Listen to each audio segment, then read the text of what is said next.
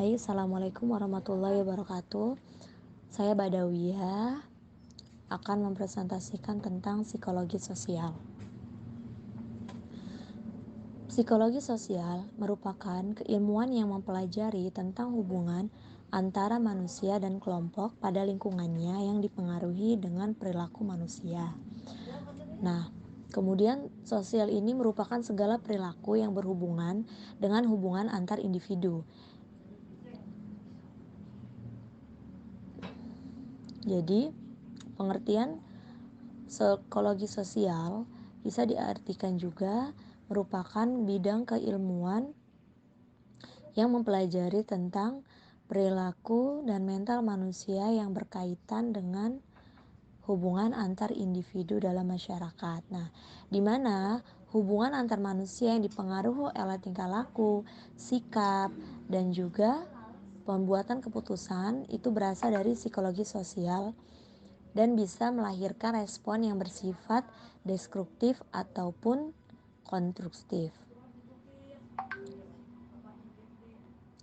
Nah, sosial ini terdiri dari dua kata, yaitu psikologi dan sosial, di mana psikologi diartikan sebuah bidang ilmu pengetahuan yang fokus terhadap perilaku dan fungsi mental manusia secara ilmiah. Kemudian, sosial merupakan segala perilaku yang berhubungan dengan hubungan antar individu. Jadi, pengertian psikologi sosial bisa diartikan juga merupakan bidang keilmuan yang mempelajari tentang perilaku dan mental manusia yang berkaitan dengan hubungan antar individu dalam masyarakat. Berikut ini merupakan pengertian psikologi sosial menurut para ahlinya. Yang ke-1, Huberborn, di mana Huberborn ini menyatakan psikologi sosial merupakan ilmu pengetahuan yang mempelajari tentang tingkah laku manusia. Jadi untuk mempelajari tentang tingkah laku manusia itu ada dalam ilmu psikologi sosial menurut Huberborn. Yang kedua, Shaw dan Costanzo, di mana Shaw dan Costanzo menyatakan bahwa psikologi sosial merupakan ilmu pengetahuan yang mempelajari tentang tingkah laku individu yang merupakan rangsangan sosial. Yang ketiga, Kimball Young, di mana Kimball Young menyatakan bahwa psikologi sosial merupakan studi tentang proses interaksi individu. Dan yang keempat, Sherif Bersaudara. Nah, Sherif Bersaudara ini menyatakan dalam bukunya yang berjudul An Outline of Social Psychology, yaitu psikologi sosial adalah ilmu pengetahuan yang mempelajari pengalaman dan tingkah laku manusia dalam kaitannya dengan situasi-situasi perangsang sosial. Jadi, bisa dikatakan psikologi sosial ini adalah ilmu tentang mempelajari tingkah laku, karakter, kebiasaan dari manusia. Nah, ada beberapa konsep dasar psikologi sosial. Nah, jadi interaksi sosial manusia di dalam masyarakat ini baik itu antar individu, individu dan kelompok ataupun antar kelompok itu memiliki respon kejiwaan. Nah, reaksi kejiwaan seperti sikap, emosional, perhatian, dan kemauan. Nah, kemudian juga motivasi, harga diri, dan lain sebagainya itu tercakup dalam psikologi sosial. Jadi, psikologi sosial merupakan ilmu mengenai proses pengembangan mental manusia sebagai makhluk sosial. Dengan demikian, psikologi sosial mempelajari hal-hal yang meliputi perilaku manusia dalam konteks sosial. Nah, apa saja sih konsep-konsep dasar psikologi sosial? Nah, jadi konsep-konsep dasar psikologi sosial menjadi salah satu bagian dari kajian ilmu sosial. Yang pertama ada emosi terhadap objek sosial. Nah, emosi dan reaksi emosional itu dapat dipengaruhi oleh lingkungan. Ketajaman emosi dan reaksi emosional dipengaruhi oleh faktor internal dan eksternal. Nah, pengendalian respon emosi ini sangat penting dalam kehidupan bersosial.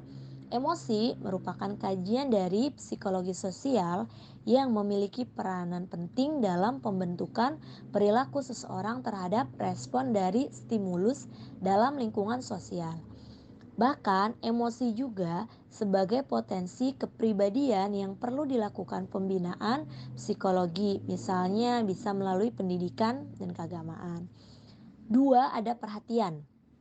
Nah, perhatian atau rasa peka ini terhadap apa yang terjadi dalam lingkungan sosial seseorang juga dapat mempengaruhi cara seseorang individu bersikap terhadap hubungan sosialnya. Gitu. Jadi, kalau mereka memperhatikan, maka lingkungan ini akan mempengaruhi bagaimana dia bersikap gitu. Yang ketiga, ada minat. Nah, minat atau daya tarik individu terhadap hubungan sosialnya juga berpengaruh terhadap hubungan antar individu dan kelompok. Nah, berkaitan dengan proses interaksi dan pemberian respon. Minat muncul dari dalam diri individu atau mungkin bisa dipengaruhi oleh subjek-subjek dari luar seperti keluarga, budaya, lingkungan gitu. Jadi minat atau daya tarik atau kemauan bisa ada dari dalam diri sendiri atau dari luar. Yang keempat, ada kemauan, di mana kemauan merupakan suatu potensi yang mendorong dalam diri individu untuk memperoleh dan mencapai suatu yang diinginkan. Nah, keinginan yang kuat merupakan modal dasar dari suatu pencapaian. Kemauan menjadi landasan yang kuat untuk melakukan sesuatu untuk berprestasi. Yang kelima, ada motivasi. Motivasi ini sebagai konsep dasar yang timbul dari dalam diri sendiri dan juga bisa didapatkan dari lingkungan atau orang terdekat. Nah, motivasi merupakan kekuatan yang mampu mendorong kemauan untuk mencapai sesuatu. Nah, kemudian motivasi yang keras akan memperkuat perjuangan seorang individu untuk mencapai apa yang dia inginkan. Jadi motivasi ini sebagai dorongan juga kita untuk melakukan sesuatu gitu. Yang keenam, kecerdasan dalam menanggapi persoalan sosial. Nah, kecerdasan ini merupakan modal dasar yang ada dalam diri individu masing-masing dan berbeda pada setiap individu. Kemudian juga merupakan modal dasar untuk memecahkan permasalahan sosial yang muncul. Potensi kecerdasan yang karakternya bersifat kognitif akan lebih mudah diukur. Sedangkan kecerdasan yang sifatnya efektif lebih sulit diukur dan dievaluasi dengan aspek kecerdasan. Nah, kecerdasan juga sangatlah penting bagi individu untuk menjalani kehidupan dan masalah-masalah hidup yang terus terjadi. 7. Penghayatan. Nah, penghayatan adalah proses kejiwaan yang sifatnya menuntut suasana yang tenang. Proses ini tidak hanya melibatkan sikap merasakan, memperhatikan, menikmati atau lainnya, namun lebih dari itu. Nah, hal-hal yang terjadi dalam proses interaksi sosial dirasakan serta diikuti dengan tenang sehingga menimbulkan kesan yang mendalam pada diri masing-masing individu. Nah, proses penghayatan ini dilakukan dalam kondisi penuh kesadaran. Penghayatan penuh akan lebih sulit dilakukan. Kedelapan, ada kesadaran. Nah, kesadaran ini perlu ada dalam diri individu karena dalam kesadaran ini akan dimana dengan kesadaran ini dia akan melakukan suatu tindakan mengambil keputusan dalam interaksi dengan kehidupan sosial. Nah, kesadaran pada individu ditentukan oleh individu itu sendiri setelah melihat apa yang terjadi pada lingkungan sosialnya sebagai respon psikologis yang positif. Harga diri merupakan konsep yang 9, ada harga diri. Nah, harga diri ini merupakan konsep yang menciptakan manusia sebagai makhluk hidup yang bermartabat. Martabat atau harga diri yang terbina dan dipelihara akan menjadi perhitungan baik bagi pihak individu lain dan memandang individu. Nah, harga diri yang dijatuhkan akan merusak martabat individu dan dimanfaatkan oleh orang lain untuk hal yang tidak positif. Nah, yang 10, ada sikap mental. Nah, sikap mental ini merupakan reaksi yang timbul dari diri masing-masing individu jika ada rangsangan yang datang. Nah, reaksi mental bisa bersifat positif, negatif, dan juga netral. Nah, hal tersebut tergantung pada kondisi diri masing-masing individu serta bergantung pula pada sifat rangsangan yang datang. Nah, rangsangan yang datang akan direspon oleh individu melalui sikap atau reaksi mental yang bisa dikatakan positif, negatif, ataupun netral. Nah, yang terakhir ada kepribadian. Kepribadian merupakan gagasan yang dinamika, sikap, dan kebiasaan yang dibina oleh potensi biologis secara psikologis, dan secara sosial. Nah, ditransmisikan melalui budaya serta dipadukan dengan kemauan dan tujuan individu berdasarkan keperluan pada lingkup sosialnya. Baik, selanjutnya ada beberapa pendekatan yang bisa dilakukan dalam psikologi sosial. Nah, pendekatan dalam psikologi sosial itu apa saja sih? Yang pertama, ada pendekatan biologis. Nah, jadi psikologi sosial dengan pendekatan biologis ini diutarakan oleh McDougall dan kawan-kawan. Nah, tentang yang membedakan manusia dengan makhluk lainnya. Nah, kayak manusia itu, naluri manusia itu sudah ada sejak lahir dan tidak dapat dirubah. Nah, adanya dorongan bawaan yang mengarah pada perilaku destruktif meskipun bawaan tersebut bisa diarahkan pada perilaku yang konstruktif. Selanjutnya pendekatan belajar.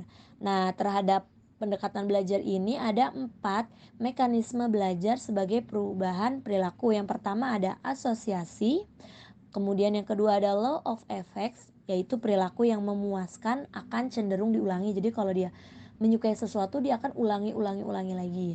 Yang ketiga ada operant conditioning atau teori peneguhan. Jadi kalau dia udah suka dia akan melakukan itu dengan teguh. Yang keempat ada modeling atau teori imitasi, yang mana dia akan mengikuti apa yang dia lihat gitu.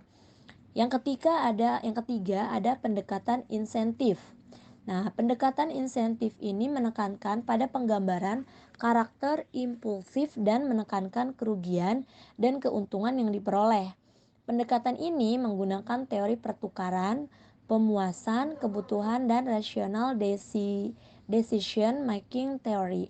Nah, relational decision making theory ini mengemukakan bahwa seseorang memperhitungkan keuntungan dan kerugian berbagai tindakan berdasarkan rasional. Nah, teori pemuasan kebutuhan menyatakan bahwa individu memiliki kebutuhan atau motivasi tertentu dan berperilaku sedemikian rupa untuk mendapatkan kebutuhannya. Kemudian yang keempat ada pendekatan kognitif, di mana pendekatan ini itu untuk menginterpretasikan bagaimana penyebab itu terjadi. Contohnya seperti kognitif dissonance. Contoh kognitif, saya tahu saya senang merokok. Nah, kemudian dihadapkan dengan disonan yang saya tahu rokok itu merusak kesehatan. Nah, dihadapkan dengan situasi disonan seperti itu, maka perubahan perilaku yang dilakukan adalah berhenti merokok atau mengurangi merokok gitu kan. Karena dia senang merokok, tapi dia tahu rokok itu tidak baik, merusak gitu kan. Nah, pendekatan kognitif ini menekankan pada kondisi situasi sekarang dan bukan masa lalu. Selanjutnya, saya akan membahas tentang kepemimpinan. Kepemimpinan adalah kemampuan yang terdapat dalam diri seseorang yang mempengaruhi orang lain dan mengelola serta mengarahkan kelompok dengan efektif dan efisien untuk mencapai tujuan. Jadi di mana kepemimpinan ini untuk mempengaruhi orang lain gitu agar melakukan apa yang dia inginkan itu. Nah, kalau kepemimpinan menurut beberapa ahli nih, yang pertama ada Muegiono, di mana menurut Muegiono yang dimaksud dengan kepemimpinan adalah pengaruh satu arah dikarenakan seorang pemimpin kemungkinan besar memiliki kualitas tertentu yang membuatnya berbeda dengan pengikutnya. Itu menurut Muegiono. Sedangkan menurut Wajosumijo, nah, teori kepemimpinan yang disebutkan oleh Wajosumijo ini merupakan suatu yang melekat pada diri seseorang. Dalam hal ini, pemimpin berupa sifat-sifat tertentu termasuk seperti kepribadian, personality, kemampuan, ability, dan kesanggupan, capability. Nah, kepemimpinan menurut Feller, di mana menurut Feller menyebutkan teori kepemimpinan sebagai pola dari suatu hubungan antara individu dengan menggunakan wewenang dan pengaruhnya terhadap kelompok selain itu. Ada pula pengaruhnya terhadap kelompok agar bisa bekerja sama dalam mencapai tujuan. Nah, sedangkan menurut Sandang P. Siangang, teori kepemimpinan menurut Sandang Pesianga adalah kemampuan seseorang ketika menjabat sebagai pimpinan organisasi tertentu. Nah, saat menjabat sebagai seorang pemimpin juga memberi pengaruh terhadap orang lain, khususnya dalam hal ini adalah bawahan. Nah, kenapa? Karena dilakukan sebagai kemampuan dalam bertindak dan berpikir sesuai dengan arahan agar tujuannya tercapai. Nah, selanjutnya menurut Ott. Nah, Ott ini menjelaskan teori kepemimpinan sebagai proses hubungan antar pribadi yang di dalam seseorang yang bisa mempengaruhi sikap, kepercayaan, dan perilaku orang lain. Tentunya proses tersebut kemudian memiliki dampak atau pengaruh yang sangat signifikan. Nah, apa saja sih tujuan kepemimpinan? Nah, jadi ada beberapa tujuan kepemimpinan. Yang pertama adalah membantu kelompok dalam menetapkan prosedur-prosedur kerja. Jadi dengan adanya kepemimpinan ini, prosedur-prosedur kerja itu bisa ditetapkan apa saja yang harus dilakukan, tujuannya apa saja yang harus dicapai, bagaimana caranya itu bisa dari kepemimpinan. Kemudian yang kedua, memberi kesempatan kepada kelompok untuk belajar dari pengalaman, di mana pada kelompok ini mereka bisa belajar dari pengalaman yang sudah ada. Nah, selanjutnya yang ketiga, membantu terciptanya suatu iklim sosial yang baik. Ya. Dan yang keempat, mengambil keputusan sama dengan kelompok. Jadi mengambil keputusan ini bersama dengan kelompok. Nah, kemudian apa saja sih fungsi dari kepemimpinan? Nah, fungsi dari kepemimpinan yang pertama ada fungsi instruktif. Nah, fungsi ini bersifat perintah. Suatu perintah kepada orang atau anggota kelompok dengan jelas hingga yang diberi perintah melaksanakan tugas dengan baik dan benar. Jadi kayak misalnya kamu harus menyelesaikan ini minggu depan. Harus sudah ada di tangan saya misalnya. Itu kan suatu perintah gitu, dan diharapkan yang diberi perintah ini melaksanakannya dengan baik. Yang kedua ada fungsi konsultatif, di mana fungsi konsultatif ini bersifat dua arah terkait gaya kepemimpinan yang menganut kebiasaan mendengar pendapat dan pertimbangan anggota sebelum mengambil keputusan. Jadi dengan adanya kepemimpinan ini bisa untuk menjadi pendengar untuk pendapat dan bisa juga untuk mengambil pertimbangan nih, mengambil sebuah keputusan di mana dipertimbangkan ya oleh pemimpin. Nah, selanjutnya ada fungsi partisipasi. Nah, di mana fungsi partisipasi dalam pengambilan dan keikutsertaan. Nah, partisipasi ini mengarah pada keterlibatan mental dan emosi seseorang dalam mencapai sebuah tujuan dan adanya pertanggungjawaban di dalamnya.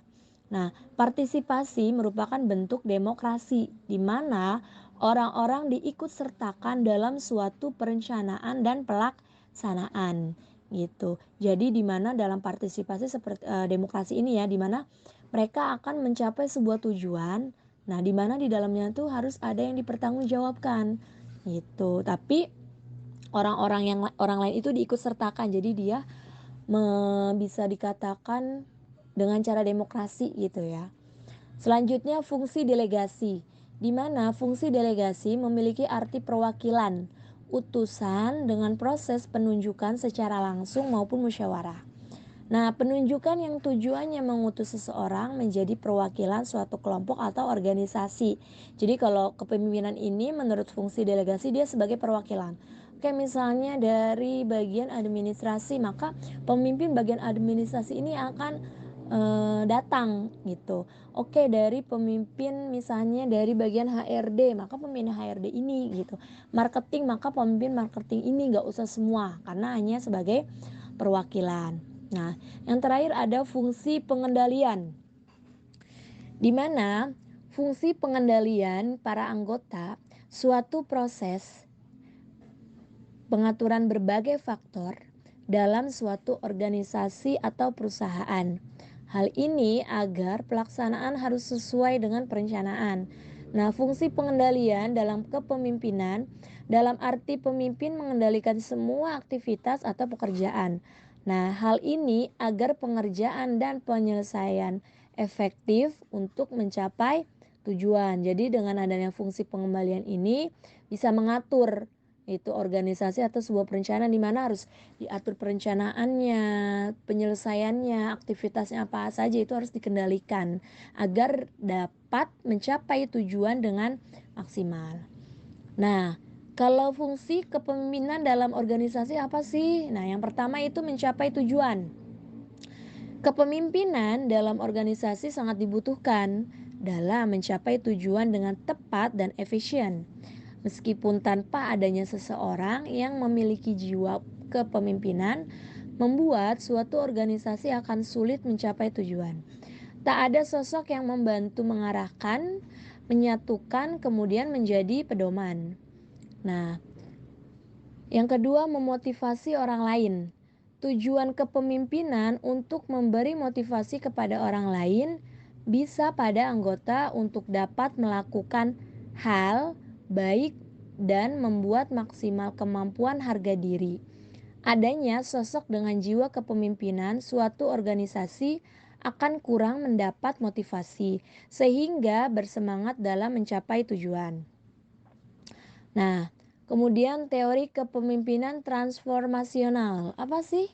Maksudnya adalah kepemimpinan transformasional merupakan sebuah teori dengan arah untuk dapat memanusiakan manusia. Nah, teori kepemimpinan didasari dengan adanya hubungan positif antara atasan dan bawahan, kondisi yang membentuk kepemimpinan yang efektif.